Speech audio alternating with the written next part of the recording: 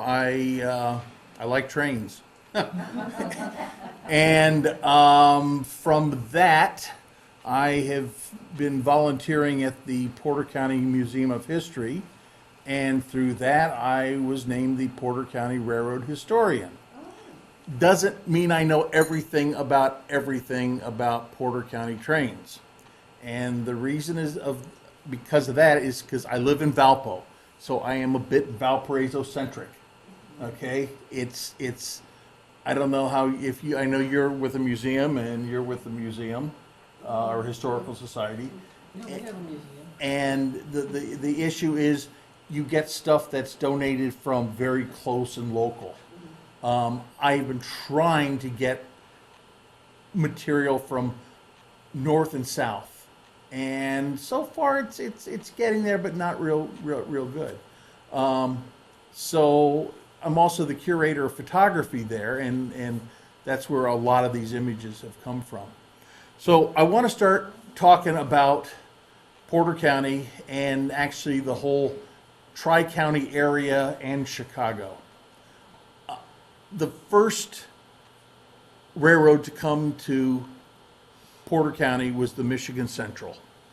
And the Michigan Central came from up north, up in here, came down through here.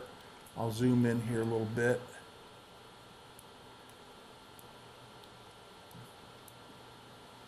And this is the Pierre Marquette, this is the Michigan Central. Came through here, crossed over in Chesterton, and continued up into Chicago. The Michigan Central saw the future of Chicago, whereas the state of Indiana in the 1850s still believed in southern Indiana and the Ohio River providing all the flow of material, food, sources, things like that. So this gives you an idea in Porter County where we are. Now we're down here in Couts, right at the crossroads here. Thanks. By the way, just out of curiosity, how many people have Google Earth loaded on their computer? And if not, why not? You need to do it. Go to Google, type in Google Earth, and they'll give you a download because this is what you can see. You can see what your neighbors are doing. Okay.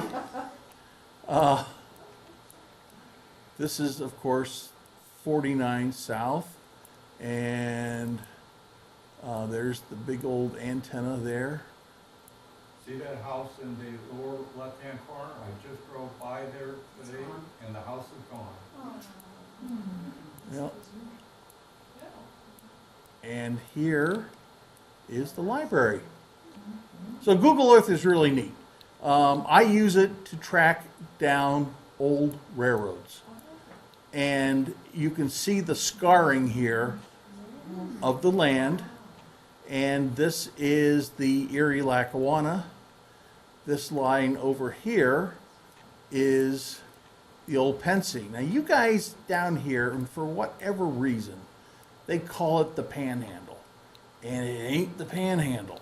The Pennsy Panhandle went from Pittsburgh, Pennsylvania, way over here, and went south through Indianapolis over to St. Louis. That is the Panhandle. And I still, you see mentions of the Panhandle of Indiana for some reason. This line that used to come through here, of course, it goes over to Hebron and then veers north up to Crown Point, and then it continues on up through Cherville and goes into Calumet City, and eventually it starts out up here by the Skyway, and it comes out underneath the Skyway. That's where it begins at. And it goes to Logansport. Now, one of the neat things about Google Earth is that you can find old railroads. And I'm going to show you one right now that will kind of surprise you. Well, no, this is an existing road. This is the nickel plate. That's still there. Well, I'll be dipped. Did not think you guys were going to show up. I left a message. Well, I'm like you. Do I answer them? No. Anyway, right here, there was a line that went from La Crosse, Indiana to Valparaiso. It was put in the 1860s and removed right before or during the Civil War. And people call it the Ghost Railroad. They call it this, they call it that. But what it was the fact that the line down here in Couts wasn't finished yet. Okay, and it started out at Logansport, Indiana, and went to La Crosse. And the idea was at La Crosse it was going to come across the state, which it eventually did. But in order to get to Valparaiso and interchange with the Pennsy, they had to build, and they built this line, and you can't hardly see it at all anywhere. However,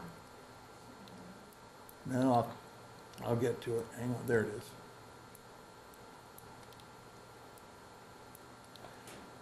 On Old 49, which is called Sturdy Road, because that's what it used to be.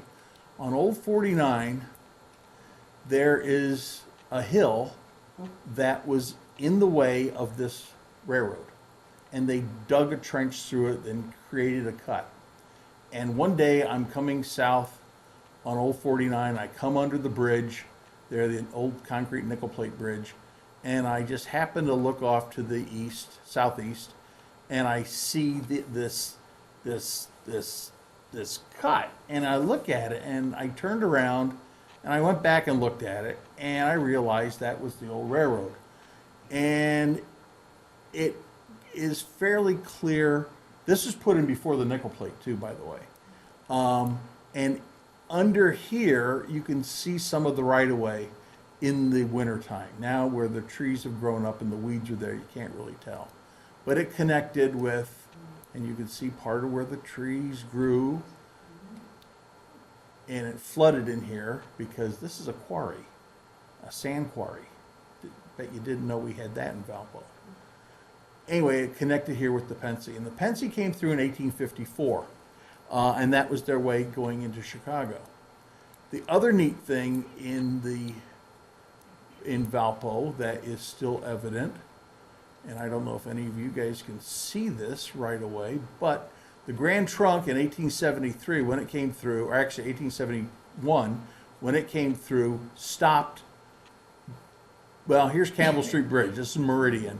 It stopped right about here, but they dug and they scraped and they connected with the Pennsy, and you can still see that curve there. You know, that is the best response I've ever had showing people that. Thank you. Thank you. That just made my night. Anyway, people wondered why George Street here is got a curve to it. And they built on the roadbed. Now, one time a guy calls me up. He bought a house on here. In fact, I photographed his daughter's wedding.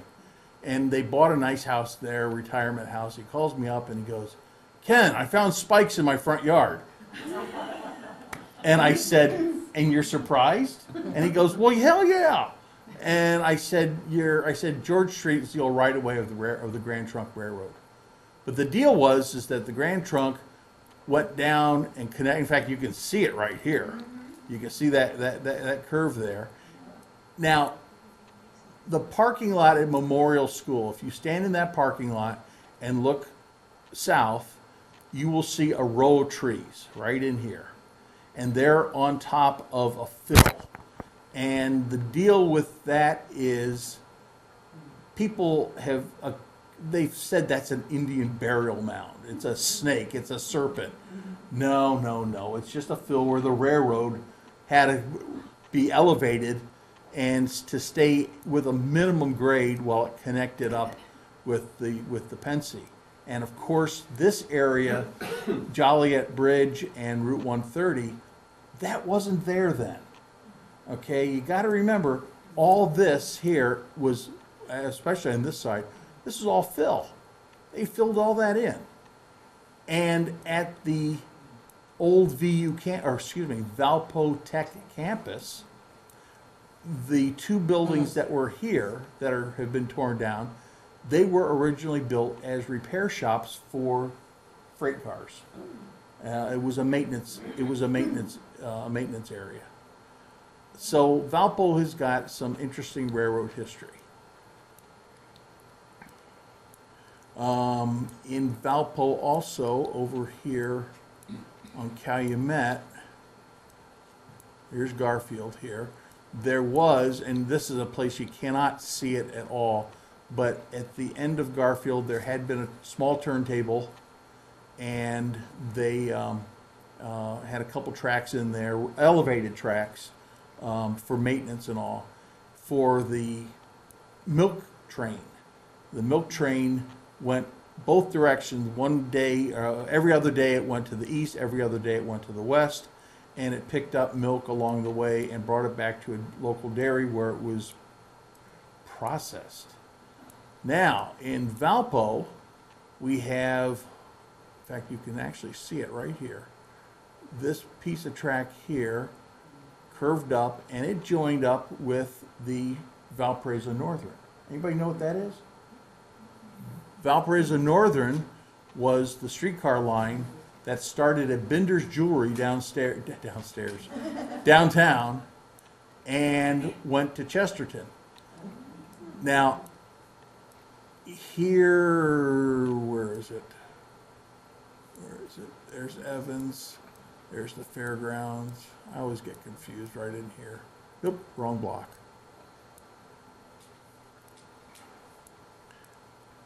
Ever see the gorilla out front of the store? A mechanical gorilla that used to wave. Mm-hmm. Well, this barn here is the car barn for the Valparaiso Northern, and it still exists. And then, whoops, this is the problem with arthritis. I can't control my finger well. It went north. Sorry about going so fast there. Past Bullseye Lake.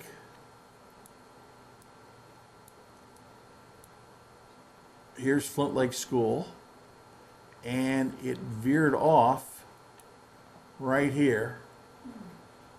You can see the old right-of-way right there.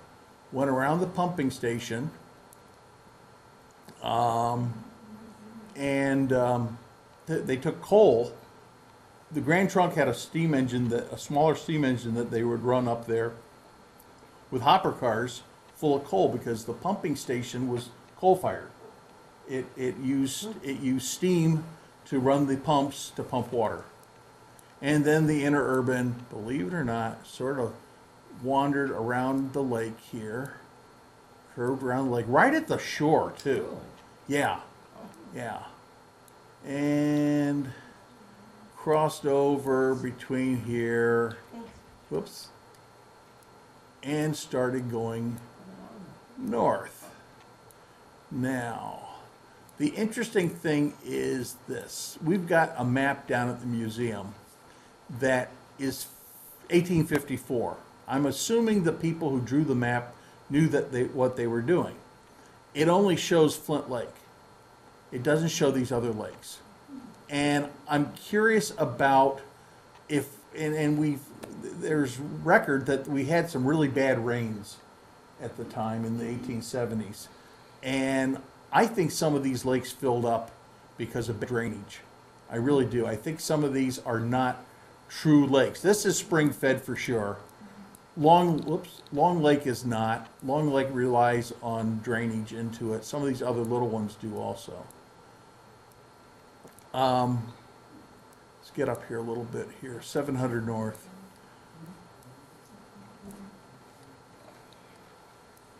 At 700 North, there's a spot. Oh, there it is. I missed it.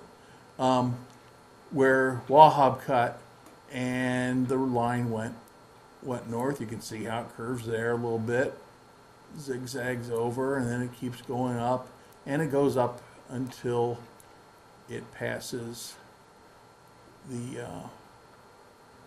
railroad. Where is that? It's the B&O. Then it swung over here. Here's Liberty Township. Here it is here. And this line went to Gary. So people could get on the interurban in downtown Valpo and go to work in Gary, Indiana.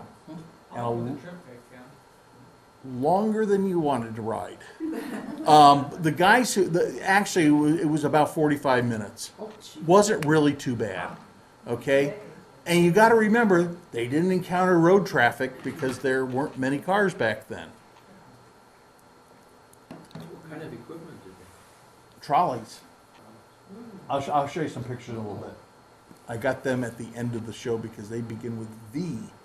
And since I'm kind of lame when it comes to PowerPoint, I didn't do it the easiest way. How long would a trip to Gary take in the car? 45 minutes. Oh, then? Yeah, Oh, gosh, about an hour. really? Yeah, I actually interviewed some people in the 70s when I walked the line. And I interviewed this old guy, and he said, that trolley, when they took that out in 1938, that was the worst thing they ever did. It took me 45 minutes to get to work to Buchanan Street in Gary That's bad. from where he lived. And then he bought a car because the line got, they abandoned it. He got a car, and it would take him an hour and 10 minutes to get there. Okay? And what year did they, Northern fold up? Was it 38. 38? Yeah, and it became part of the Gary Railway system. Just so you know, I'm not going to cover it right now, but 1933 United Airlines crash site. First case of domestic terrorism in the United States happened over Valparaiso, or over, well, they say Valparaiso. It was really over Jackson Township. But this guy who wrote the book said Valparaiso. It's like, no. It's 8 miles away. Yeah, it's close enough, I guess. It's closer to Chesterton. I would think it was too. Yeah, I know. But Valparaiso was the county seat, so they kind of kept it there. That was What was only the thing story on on the crash? A barometric bomb was detonated, so when it came down low, it went off. The guy who supposedly said it got off in Cleveland. So it's it's one of those strange things. We'll get on to railroads now. Let me minimize this.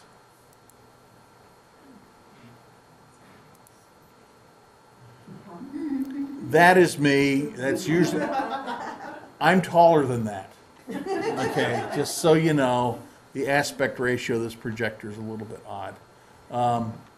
I've met a lot of neat people, including these two weirdos in the back here. Whoops. One of my favorite pictures, my daughter took that of me. This is Ross Rowland and me. Ross Rowland, he owned the American Freedom Train in the 1970s.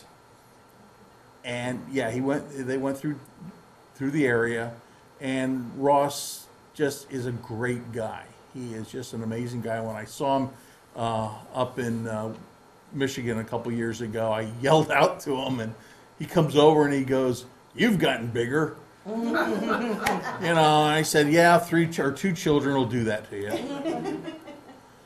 Okay, neat old map. Kind of shows the early days.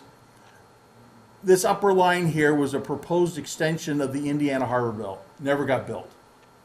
The station name here, or the name over here, see where it says Dune Park? Well, Dune Park is actually above Chesterton. It's right here. So some names get recycled.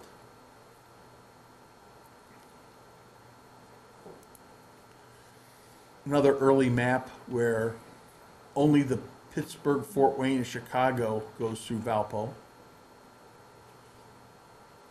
And again, I hate being Valpo-centric, but it can't be helped. What year would that be? This map is 1862. Yeah. Porter Crossroads is there, Boone Grove is there, Tassanon. They call Saint Pierre Saint Pierre. Yeah. Mm-hmm. Well, it's, yeah. San and Saint are Right. interchangeable. Right. Tassanon, you tell the story of Tassanon and the railroad. You tell it better than me. You want? It's you. Or Emily, go ahead. Yeah, I mean, I don't think I know with what the story you're No, telling. the Trinkle, Oh, which is great. Trinkle is, was a city that was just a mile and a half east of the present-day city of Coutts.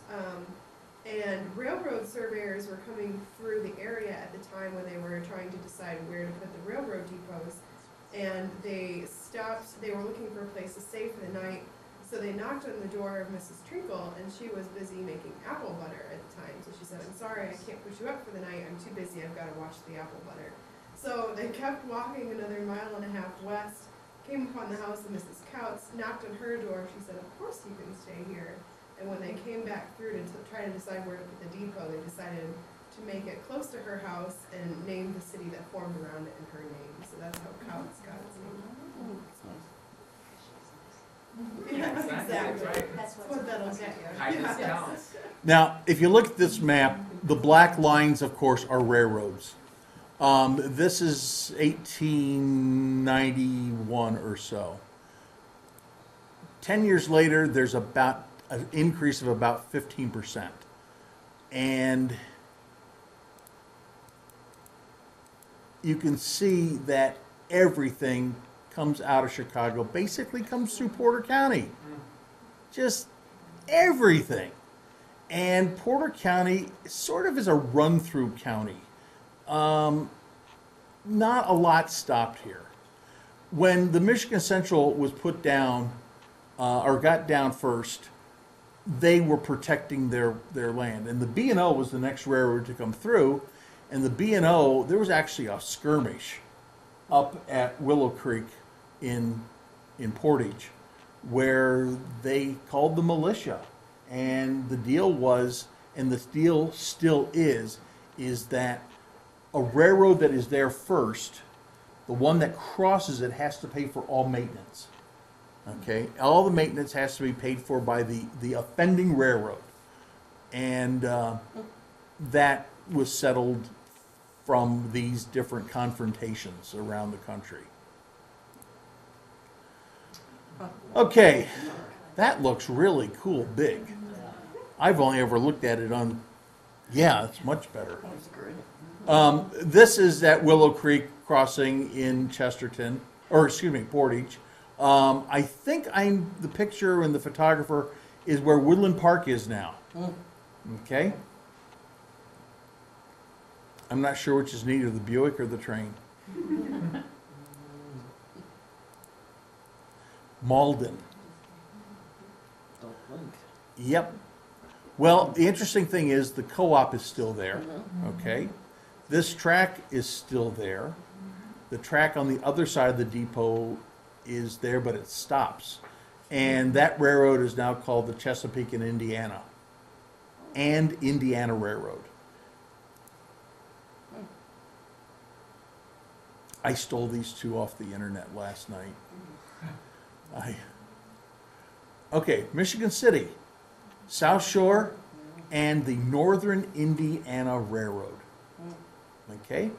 And that's what's called a Birney, B-I-R-N-E-Y, streetcar. It's a single truck. When you ride in a Birney truck, it's sort of like being on a teeter-totter.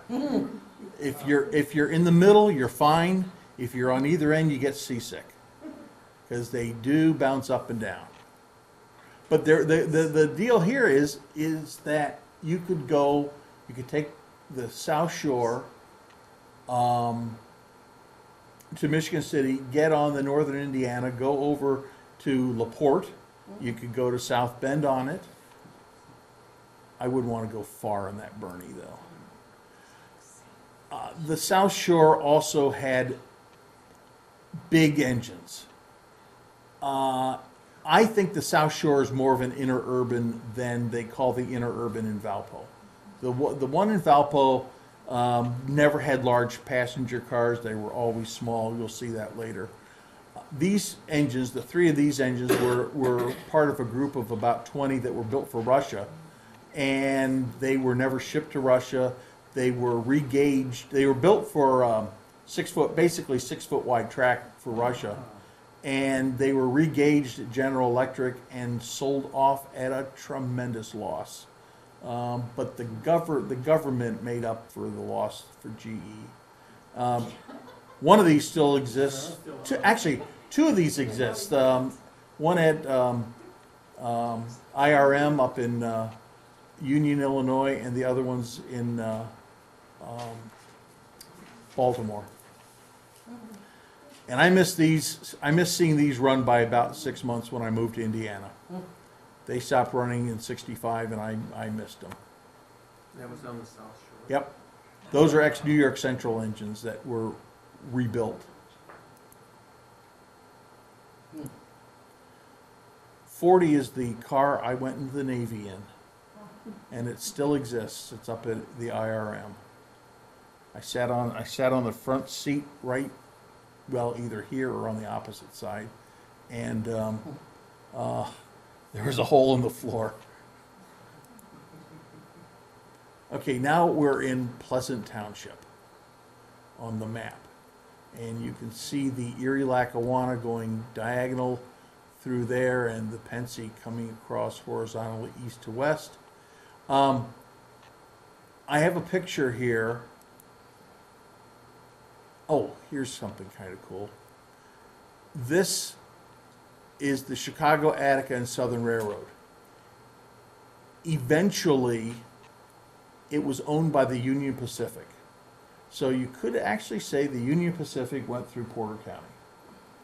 Not easily, but it could be said.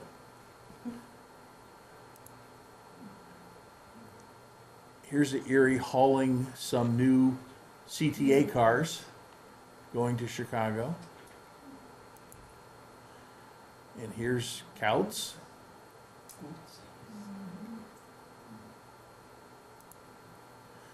What do you know about the coffer damming? Does anybody know anything about that? No. Okay. Only thing I could say was that this area here is where it was done at. And I guess this is a fairly substantial irrigation canal that was put in. And that picture is the railroad crossing that area. That's Palms Bridge Road. Go to the next picture. Thank you. This is? Yeah. Because it's Go to the other picture of the map. because it's a plank road. Now that's Palms Bridge Road. Well, Palms Bridge. Oh, okay.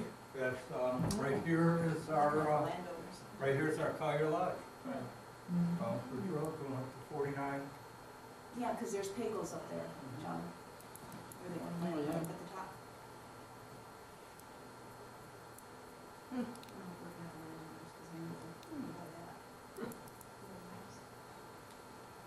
Okay. Okay, so this is the symbol for a plank road. Because there were a few of them down here.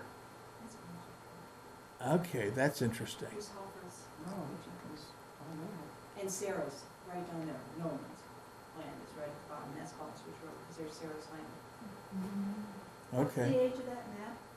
Landfutz is over there. I am not sure. Let me see if I got a legend on it. John Landfutz is down there too. Yeah, no, that's 1921. That's the 1921 land plan. Okay. Sarah's was right there. Okay, here's Valparaiso. And you can see that the Grand Trunk came through like that. That's the way it does now, okay? But then, earlier, I got these in the wrong order. Sorry. There's that road curved around to George Road. Yep. And there it is where it connects with the Pennsy.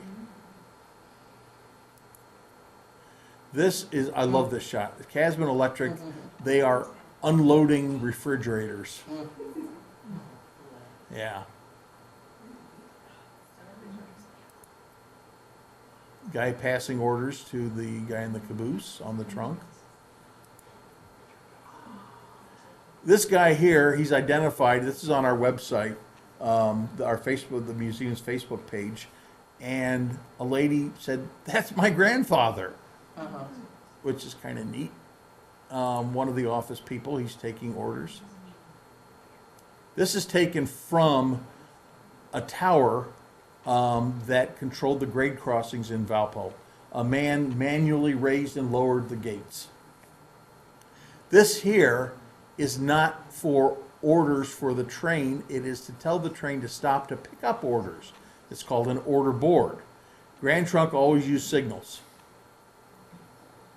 And there's a water jack here, and right over here behind me is another water jack, and of course the tank and beach coal and oil, and their fuel oil storage that they had, the freight house that was down from the depot a little bit. The depot almost got lost this year, and there was a kind of a very hurried up Save the Depot campaign, and it turns out that the school system got it, and the school system is going to move it towards this direction about 3 blocks, and they've got a nice plot of land to put it on.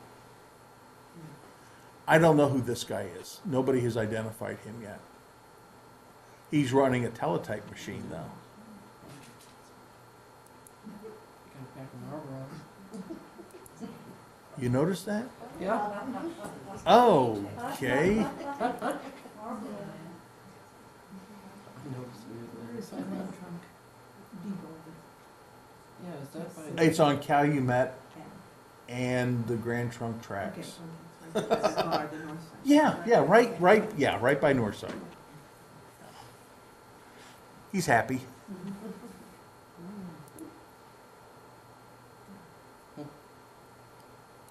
Oh, this is the building this little tower here, that's where the operator sat for running the grade crossing signals. Streamline engines, F3s that the trunk had.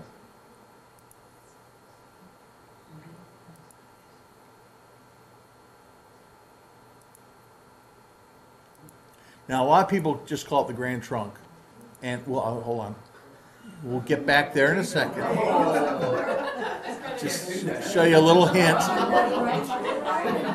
The Grand Trunk Western is what we are by in Valpo. And the Grand GTW. And the GTW basically runs from Port Huron, Michigan to Chicago. The Grand Trunk runs from, it runs basically from Boston, Massachusetts to Toronto. Okay? Ken, when you go back to, maybe it's 3. Is that a dog leaning out, or Yeah, is that the that's what I- conductor? That's an engineer. Or a joke. No, I thought it was a dog leaning Looks out. like a dog to me too. Okay. I thought it looks like a dog too. Okay. Wow. There was an interchange track out at 250 West, and where the Grand Trunk would drop they could put about 10 cars on the thing, and it interchanged between the Pennsy and the Grand Trunk, and something obviously wrong happened. Yeah. Yeah. In fact, it crunched a caboose here, because here's an old Pennsy caboose sitting in there. No fatalities, and these were called safety. I mean, they were designed with safety in mind, so it obviously worked. I get mad when I see women who still wear these things. Yeah, it's like, honey, come on, this is 2013. You don't have to look like your mom. Yeah, really? Yeah. Oh. I know, but nowadays, when they wear them, Oh, yeah. I was gonna say, say that. Oh, okay. Right, that's a good thing. Grandma. You might not have made the show. That's right. Now, the Grand Trunk did a lot of the last steam engine, the last steam train we're going to run, and whoops, and so I can't imagine OSHA letting this happen nowadays. Okay, but a lot of railroads did it, and yeah, and there are more people up here Sure. than there should be. It's just, and I've ridden in gondolas that had bench seats in them, and honest behind a steam engine, and it's not pleasant. You get pelted with cinders. You come out of there as like a mess. And of course, the dad said, "Oh, go down to the tracks and play." Wait, where Go is play on the railroad. It's in track. Valpo. This is, okay. Yeah, That's great. yeah. This was actually, I was probably in this group here. You were by Yeah, the it's in the tracks, 60s. No, not me. My mom or dad would not let me go there. But this was when either the English engine, the Flying Scotsman, came over from England to the United States and did a tour around the United States for a couple years. They didn't want it back. It's up in Wisconsin now, at a museum up there. But this looks like that time, and they had such a pathetic whistle. Now this is streamlining. This is a Grand Trunk engine, 6407. Odd numbers had vertical grills up here, and the Canadian National engines had horizontal grills. And luckily, there's still one of them left up in Canada. Are they fuel oil, right? Oh no, coal. Coal, yeah. Yeah. Most of these were all on one roll of film, and it was obviously a snowy day.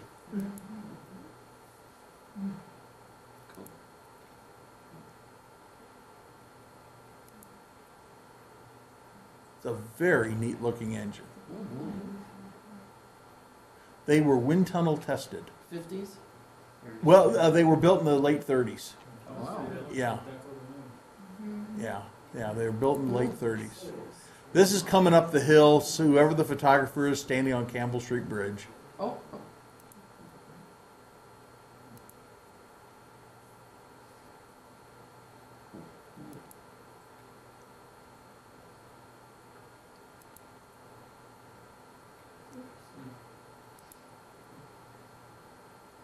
This is a double header coming up the hill.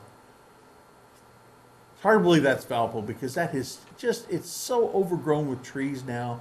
There was a road up here that the telephone or the maintenance workers could drive on to service the lines. Yeah, it's pretty amazing. Liberty Township, why do I have that there? I don't know. nice. Oh, Chrisman, this is Chrisman, this would be Portage.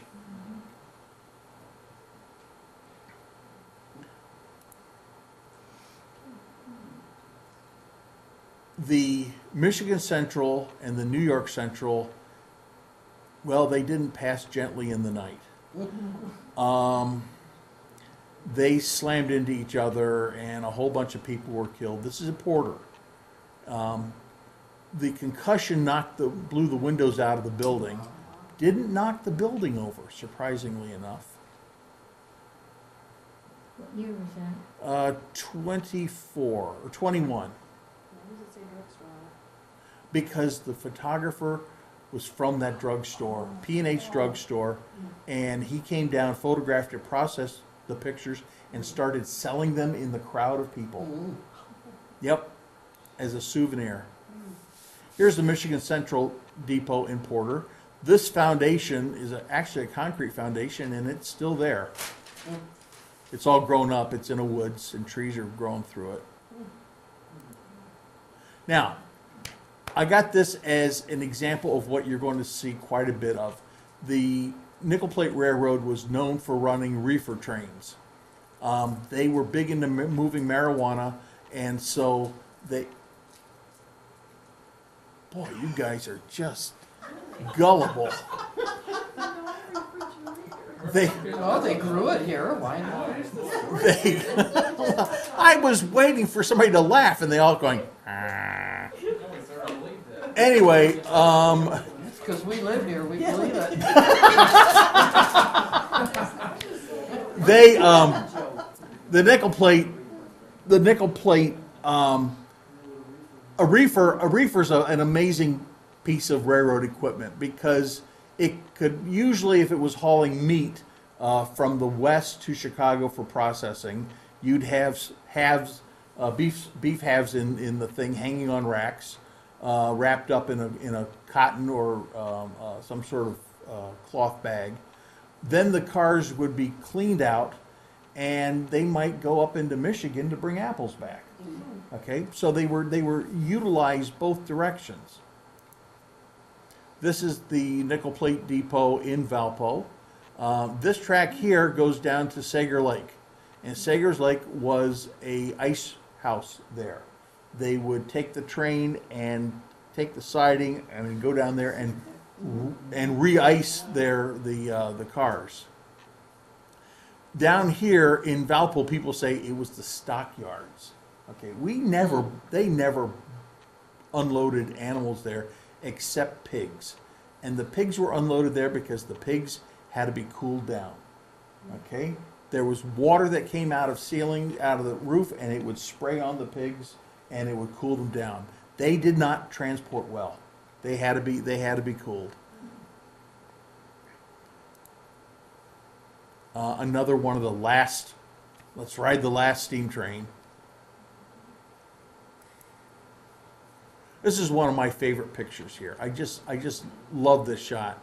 It's almost all reefers in the back, and it's just such a lovely image. I've had this negative for years, and figured out how to scan it a few months ago.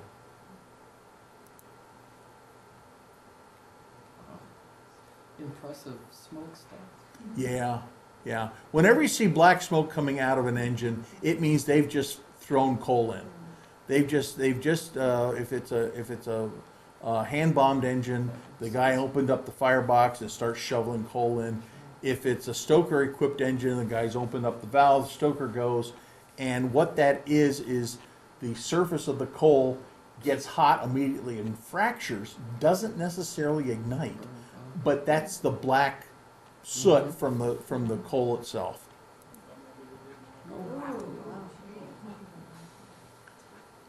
Yeah, this is at Joliette Road in Valpo. And more reefers. Lots of smoke. Yep. And you could almost duplicate this picture. I was out there the other day looking at it, and it still looks the same. That tree is actually still there. It's just a little bit bigger. You notice there's no Graffiti? no graffiti on these cars. Yeah. True. Yeah. Oh, and 2 cabooses. Yeah. 2 caboose. Yeah, there you go. Caboose. Thought of it that way. More reefers. These little ones are reefers here. Outside brace boxcar. That's excuse me. Hobo car. No. It's built during World War II because there was a material shortage of steel.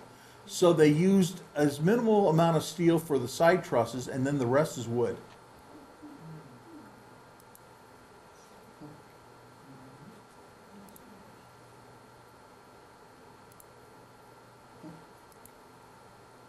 Oh, that's a duplicate, sorry.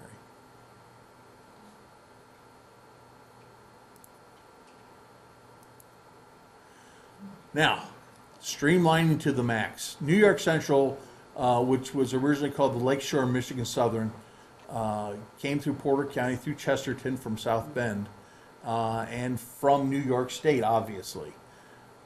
These engines that were all streamlined, this is a Henry Dreyfuss engine, or Dreyfuss designed engine. Dreyfuss did a whole lot. Dreyfuss did John Deere tractors. Did you know that? Yeah. The streamlining on a John Deere tractor was done by Henry Dreyfuss, and this thing just looks like Flash Gordon is going to get out of it. You know, it's just amazing Where looking. were those engines made? These were made, they've got a square board here, so they're made in Schenectady by Alco.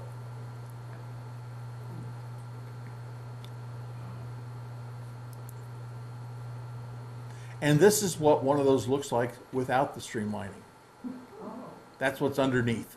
I like the streamlining. Oh, yeah, no It kidding. looks better. No kidding, folks. Is it really the same? It's the same engine, yeah. Yeah. Different Now, wheels. this has what's called scullen disc drivers. And this one has, well, those are just regular spoked ones. They're not box or anything, or box spokes. But yeah, it's the same class engine. This is Porter again. We are looking to the west. This is 14th Street here. Okay? Now, this is a pedestrian walkway here. Porter Tower sat off to the side. The Michigan Central came in behind it, and that's not the mill. No. No, that is Chicago Pneumatic Brick Company. Oh, okay. Yep. Pneumatic. Yep, they would take the clay. There were clay pits all over that area, and they would compress the clay and bake it, and that's why it was called Pneumatic Brick Company. This is looking east towards Chesterton. Chesterton is down in this area here. This yard is still there. It's only got 2 tracks in it, but it's still there. This house, I think, is still there.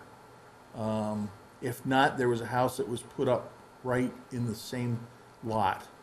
I can't imagine wanting to be that close to the tracks, but. Now these are track pans. Track pans were used, they were filled with water, and the locomotive had a scoop in the tender. And they would go over that at speed, the scoop would go down, and it would force water up into the tender, so they didn't have to stop at a water tank and put water in. This could fill a tender up. If you didn't have the valves open, on the air valves vented on the top of the tender sides had actually blown out from the pressure of the water. So it was an interesting thing. Now this is the pump house. There was a steam-powered pump in here and an attendant. Here's his pile of coal, and that would pump the water into the track pans. A year-round job. Joliette Road in Valpo.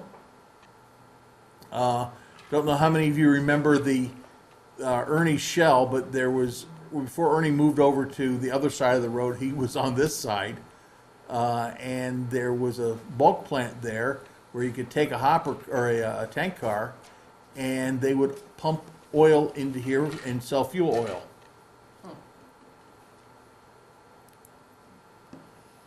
Here's Valpo. Whoops, sorry. Here's Valpo looking west.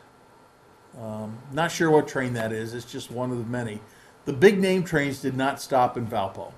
They just rolled through. So this could be the Admiral. It could be 3 or 4 other name trains.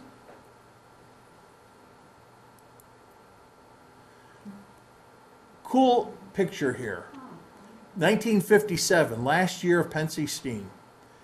And the engine, this particular engine here, 85-87, lasted down at the dummy until 1979. So that engine lasted a long time, and it took the place of this engine. This guy is fueling it up. There was a tank in here, diesel tank, so he's refueling it, and he obviously has just loaded the engine up with some coal to keep it warm.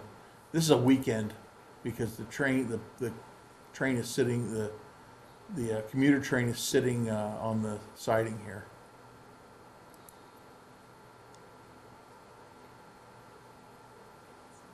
It didn't last, that poor steam engine didn't last more than another month or two.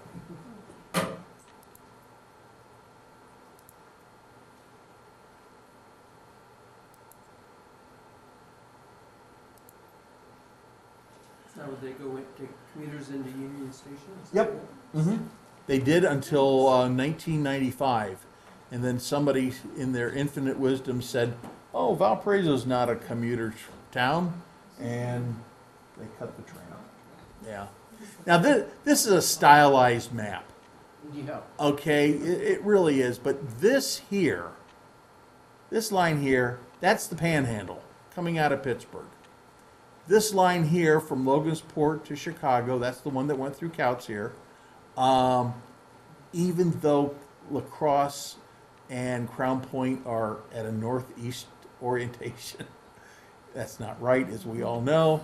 But again, it's just, nobody wants to look at a map and go, oh, we're going to do a hard left turn in a minute. Although here it is. Here's your horizontal running. This is your east-west running. Whoops. This is 1873. What train is going to Chicago and Fort Wayne? Which is that one? That's this is all Pennsylvania Railroad. That's all Pennsy? Yep, Okay. all of this. Yep.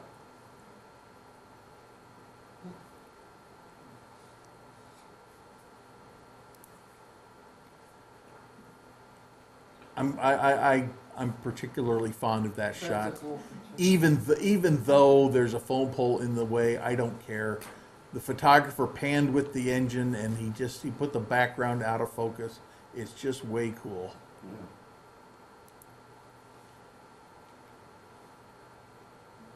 This is an L4 class engine with the long tender. This tender came off of another locomotive, and they stuck it on the back of these freight engines so they didn't have to stop as often for coal.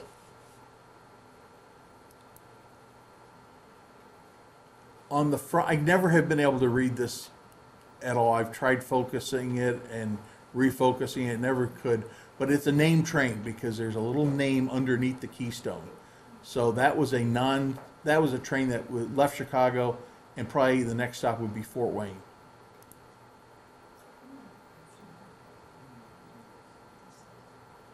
Looks cool.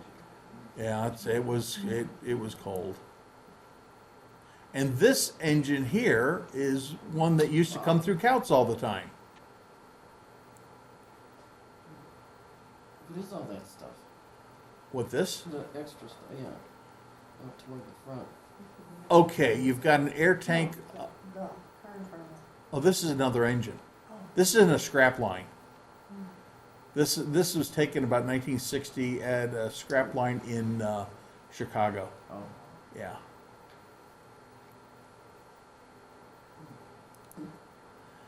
Here's an Erie engine. This is on the commuter line, 4014. That was one of the first diesel engines I ever ran. And this is the engine that was on that steam engine picture a little bit ago. What is CR? Conrail. Conrail, this used to say, when this engine was built, it was built for the Erie. And then they merged with the Lackawanna to become the Erie Lackawanna. And then when they went bankrupt, 7 railroads in 1975, 7 Northeast United States railroads went bankrupt almost all at once, and including Penn Central, and they all merged into Conrail. And Conrail was the railroad that nobody thought would make it, and it turns out that they had some good management in it. They really did. And so the railroad did okay. In fact, it split off in early 99, I think, or 96, to Norfolk Southern and chassis system. Another crossings tower. This is the old Urschel building. In Valparaiso, we had Urschel Labs. Sure. This is the old Urschel building. This is now Von Tobel's, this building here. And we have this old tower. Is it still there? No. No, but the neat thing about it is almost all of these towers were built out of bent railroad track. No. Okay? The uprights were... That is cool. It is. It really is. Oh my goodness. Yep. World War I. Kind of a neat picture here because it not only is the troops leaving, We see a little bit more in the background here. This is Continental Diamond Fiber Company, where they made mica sheets, and that became the Anderson Company that made windshield wiper blades. That built. You did? Yeah. Did you? Okay. Yeah. Well, this is before they put the addition on down there, and these are Class PK passenger cars. They were actually wood. There's only a couple of those coaches left now.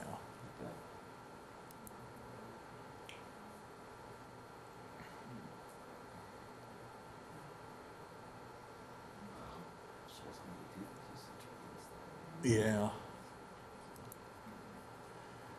Now, this is on the east side of town. There's a debate whether or not this crossing shack existed for how long. It was definitely there, but we don't know how long it was there. It might have been ended up being controlled by the other one when they became electrified. The bridge still exists. Anybody have any idea where it's at? On the university campus. Oh, you are good. You are good. Yep, that's the old kissing bridge. Oh, cool. Yep. And this went into Cyrus Street. And Kevin, Cyrus was the first name of who? I have no idea. Sure you do. Sure you do. What's the other street? Cyrus Axe? Oh, sure. Helen Brown axe. Yeah, right. Cyrus Street and Axe Avenue. What crossing was that guard shack? This one? Yeah. Greenwich. Okay. Yeah. Because I found a thing recently in 19, I don't know if it was 1913 or if it was before that. It might have been in the 03 paper. Okay. Talk about moving one of the crossings for utility's sake. And I'm not certain I sent that one to you. Okay. I forget where it was exactly. The interesting thing here is that this is now single track, but the concrete pads that these bents are on, they still exist. They're still there. Here's a Pennsy caboose N6 class. Taken from the bridge, probably on the stairway going up to it. Again, another name train with the nameplate below the keystone. Oh, that's nice. I took that picture. Good to hear that. Ooh. Okay, now we're in Couts. Old Boy Scovern. No, I did not take this one. Is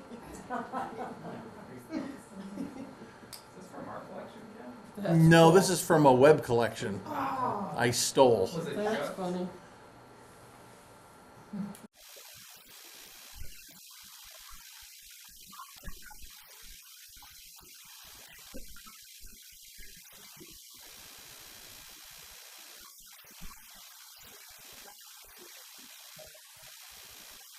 I'll tell you something. My son, we both run steam tractors. Okay? We are thoroughly convinced that people in the 20s and 30s, even though they were smaller than we are now, were twice as strong as we are now. Okay? They were wiry, they were strong, they were tough little people. Not. Yeah, it's true. Here's the Pennsy at the Couts Depot. How many trains came through, or tracks, railroads came through Couts? Erie, Lackawanna, and the Pennsy. And today? None. None today. None. Gone. When Conrail was formed in 1976, the Erie Lackawanna still existed. And the Pennsy, what you guys, or what's called the Panhandle down here, still existed. The Panhandle did two things that was really weird. One is it was double track in sections. So they pulled up the one set of tracks so they don't have to pay property tax on it. Okay? Then they put it back down again because somebody in Philadelphia says, by golly, we don't think we should take that up and we should run that railroad. And they ran about maybe 50 freights on it. And then they pulled it up again. And then they pulled everything up. The Erie, on the other hand, when the Erie was formed with Conrail, the Erie-Lackawanna labor agreement, those guys got a lot of money. They worshipped their company. They worshipped the Erie. And when they merged into Conrail, there was not a good, they didn't get along well. So the easiest thing for them to do was to get rid of the Erie-Lackawanna. Okay? Now the Erie was built to be extra wide. It was a very wide right-of-way, so they could handle the heavy plate loads out of the mills in Chicago and out of southern or northern Indiana, out of Gary, and it was made wide for that specific purpose. It was something to haul large and slow loads on, and unfortunately, it stopped. Yeah, another bit of streamlining Yeah, that looked like Flash Gordon. the Pennsy had. This is probably about 1947 or so, because the skirting on the side has been removed so you could work on the thing. It broke down a lot. It was supposed to be able to run from Harrisburg to Chicago, and it really only ran from Crestline, Ohio to Chicago because it couldn't make the curves. It wasn't flexible. The two sets of drivers here did not flex at all. And also the front end here is open for maintenance. But when it was built, it looked like that. And it was at the Chicago Railroad Fair. It was Tuscan green, which is they say Tuscan green is black with a couple drops of green in it. Okay, and it well, it's beautiful. It's spectacular. So that wouldn't go around for sheep. Nope, it did once. Well, actually, it went out and came back, and they had to walk it through. They literally did. They had to walk people next to the engine and watch the drivers. If they started to lift, they would stop, and they would back it up, and they would pull forward again. It was, not good. Another experiment, this is the steam turbine, 6200. You can see there's no cylinders up front. It has a Westinghouse turbine here, and they called it the Big Whoosh because when it went by, it didn't chug. It just whooshed. And when you started it, you might start out at 350 psi on the gauge, and when you open the throttle up, you were down at 120 by the time it started moving. It wasn't practical. And it would break down conveniently. It would break down near Valpo, and it sat in Valpo for quite a bit of time. Now you might wonder why I have a California Zephyr car here. Silver Rapids was a Pennsylvania-owned car, and the railroads did some neat stuff. They had what's called through service. You could get on in New York City, stick in that car all the way through to California. Yep. It would be put into the Broadway or one of the name trains, and it would stay on that train all the way through. But it was owned by the Pennsy. How long did that take? 3 days. Yeah. Not bad. No, it wasn't bad. And you got to remember, in those days, train travel was kind of elegant. You had good food. It wasn't all nuked in a microwave. Although there is good food on Amtrak. I've ridden it a lot, and yeah, they've done okay. Now this train here is, it's probably the second section of another train, and I'm not sure if I'm right or not, but I zoomed in on this. I own this slide, and I zoomed in on this slide and looked at it, and the markers are white on it, so that usually means a second section. Did they do that often in the second section? When they were busy, like spring break. Yeah, they'd run two trains 20 minutes apart. Yeah. But this is Valpo. The Franklin House is still the I thought that was Fra- Franklin. Franklin House is still there. The Pennsy elevator, which was put up as a business in 1854, the same year the railroad got put up, is there. Von Tobel, or not Von Tobel's, Smith Nupnaw, Ready Mix, their plant's still there. Yeah. And I have one of these lights for my backyard light, for my driveway. Cool. Yeah. Oh, that's interesting. One of my favorite pictures that eventually I'll get it reprinted. I'll reprint it, and it doesn't have this schmutz on it. That it's a glass negative, and this is the Pennsy Depot or Roundhouse. Probably just looking at the clothing, turn of the century, and especially the engines here. The engines are all early consolidations. Yeah, yeah, and they have the machine shop in the back, and this track here connected with that building. They went through. And where was that? You know where Von Tobel's lumber is in Valpo? Right down the tracks. The Joliette Bridge is just on the other side of this building here. Did that get torn down in like 61? 60. 60. And who did it?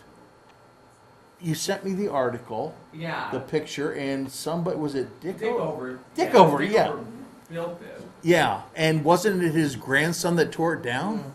Could have been. Or something? Yeah. Anyway, when they tore the building down, they didn't salvage it. They just pushed it over the hill. That's a shame. So all the bricks for the building are on the other side of the hill, and there are thousands of them. They wouldn't have lasted up until now. They were either Hobart or Valpo brick, and they were really cheap, and they crumbled. They were in terrible condition. Another streamliner. This is a Pennsy T1. Here's a shot of the water tank at the end. This is where Ernie's shell is or was, just before the bridge.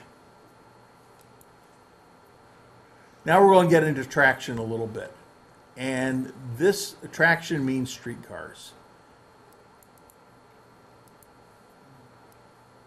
And whoops.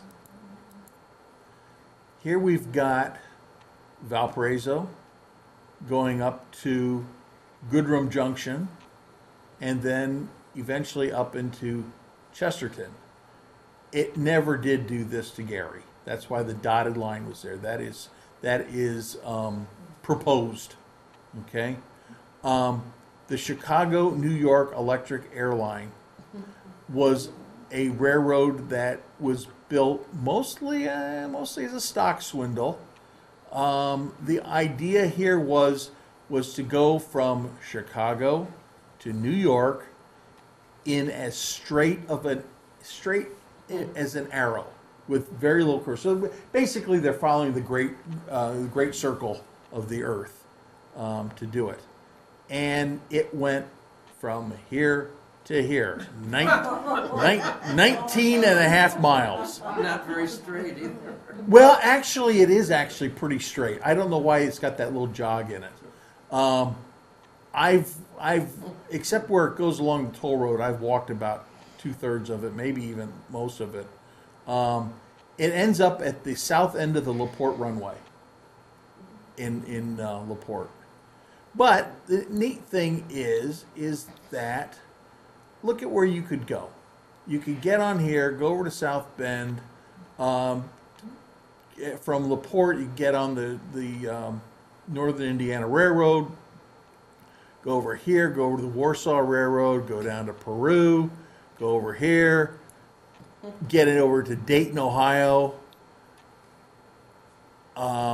Take the Ohio Electric to Zanesville. Let me zoom back here, because one of these things, there was one year, 1918, that you could go to Pittsburgh with only changing cars. You didn't have to walk far. if you were doing it in Chicago, up in here, there was a 1 mile stretch that you could take a Chicago streetcar out of Chicago and then get off about a mile, then you had to walk a mile into Whiting. Really? Yeah. But as you can see here, Indianapolis was the hub of a lot of electric railroads.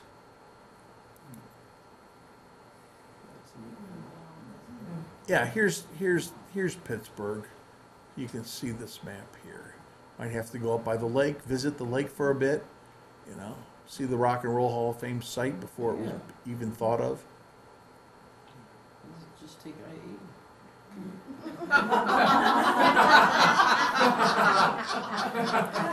I'm sorry. I couldn't help it.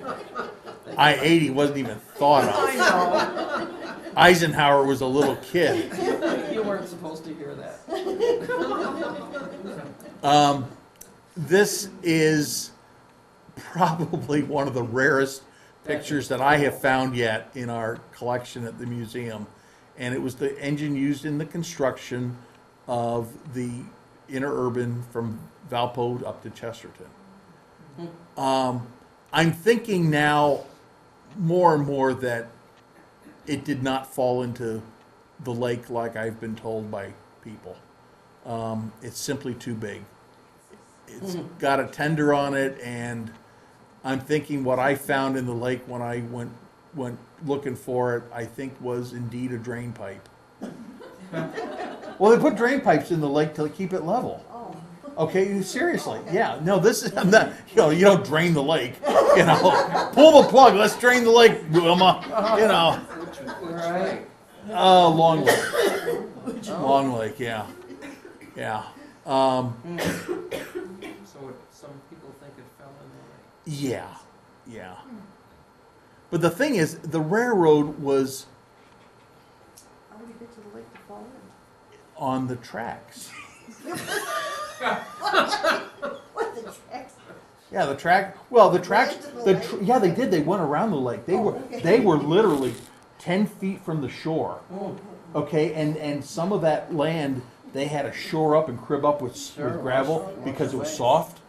Yeah, it was definitely not a good thing.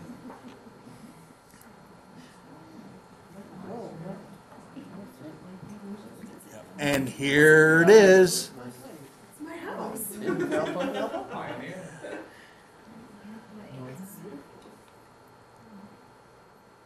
Cool.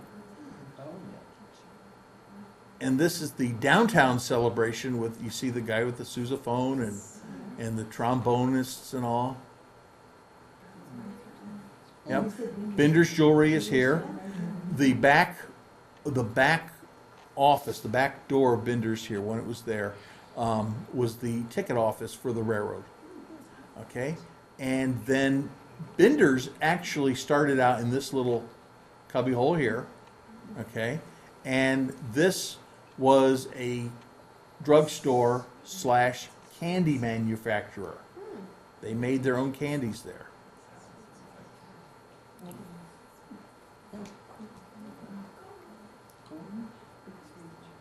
Ken, didn't you have a chance to photograph that sign when they were doing the? No. This sign here, you could see when Relieves fatigue, yeah, I guess. well, that's when I had cocaine in it. Right. Didn't you see it though? Oh, I did, but it was the Kistwich sign. Oh, okay. Okay, they when that was a drugstore, Apprentice? it was Prentice's drugstore. Yep, they sold a sandwich that was called a Kistwich. I have no idea what it was. It might have been a ham and cheese on rye. I don't know. But Binder's took their siding off the building one day, and there it was. Okay, there was this old sign. You could see the Coke sign under it. Okay, and it said, "Eat Kistwich." And I thought, I even talked to Mrs. Binder, and I said, "Are you going to cover that up soon?" She goes, "Oh no, that's going to be weeks." And I saw it for probably a week or so, and I went and got my camera, and they had already put the Drive It up on it. So I missed it. Is that building still? Oh, yeah. Yeah, it's still there. It's Binder's Jewelry. It has apartments upstairs, and I think it's a law office on this floor now.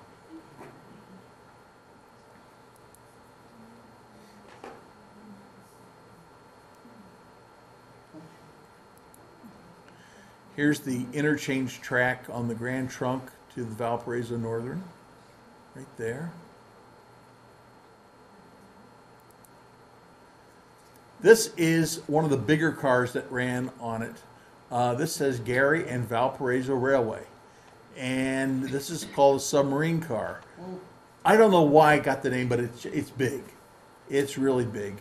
It's a safety car too. It's got these rods on the windows that keeps your hands out of in your head so you don't get hit by anything. I found a brake shoe off of this car up at where the car barn was up by Chesterton, and the museum has it now. Does it say dancing tonight? Yes, it does. Oh, that's Yeah, that would have been at Flint Lake. See, it says Flint Lake up there. Yeah.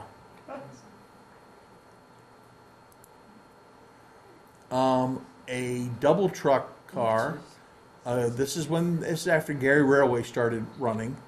Farmer State Bank used to be, I can't say the name of it. What's the name of the department store? Spec fitting. Spec Finney. I've never seen this image before. You still have the Lake Theater in there. Well, you just haven't stolen enough images off the internet, have you? Absolutely. That's great. Stop teasing us. Anyway, this building here, Farmer State Bank, was originally Spec Finney department store. And we have pictures of it as the department store. And what they did, they actually peeled the brick off of it and put limestone up over it. And they used the framework of the building to become that bank. Ken, do you remember where you pulled this image? I'll find it. All right. The internet. Yeah. Yeah. Now, we got the Wabash Railroad, another railroad that went through Porter County, came in over by Westville, went across the county in a completely unspectacular way. It didn't really stop anywhere. It stopped at the lumber yard over in Westville. They put a siding in, and I'll bet they only ran 2 trains in there. I know that on 49, where the Wabash went underneath 49, they built the new bridge over it, and I think they ran less than 20 or 25 trains underneath that bridge before the railroad became abandoned. Well, Norfolk Western owned the Wabash. Now, some modern trains, Streamline trains. They actually came through Porter County on the what do you call it? Not soapbox, but they were showing off the modernity. They're showing off how modern the trains could be.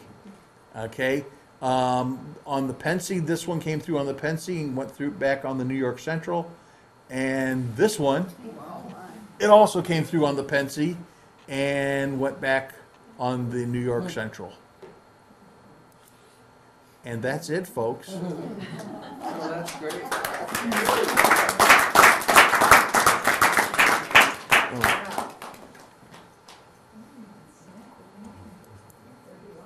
Thank you, Ken. Yeah, that's good. Anybody have any questions? Oh, come on. Today, how many railroads run through Valparaiso? Well, let's count. Well, through Valpo 3.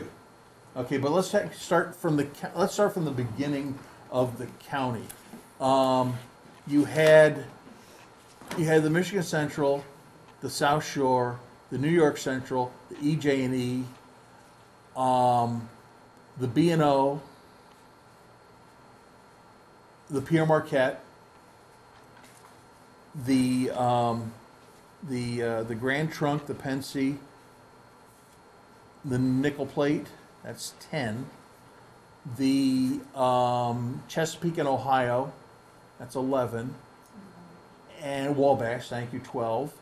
And then you had the Erie and the Pennsy line through Couts, 13, 14. And if you count that little mile section of the Chicago, Attica, and Southern, you had 15.